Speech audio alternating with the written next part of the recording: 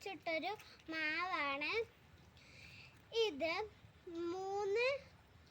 മൂന്ന് കൊല്ലം കായ്ക്കുന്നൊരു മാങ്ങയാണ്. ഇതിന് നമുക്കൊരു മാങ്ങ അറുത്താലോ?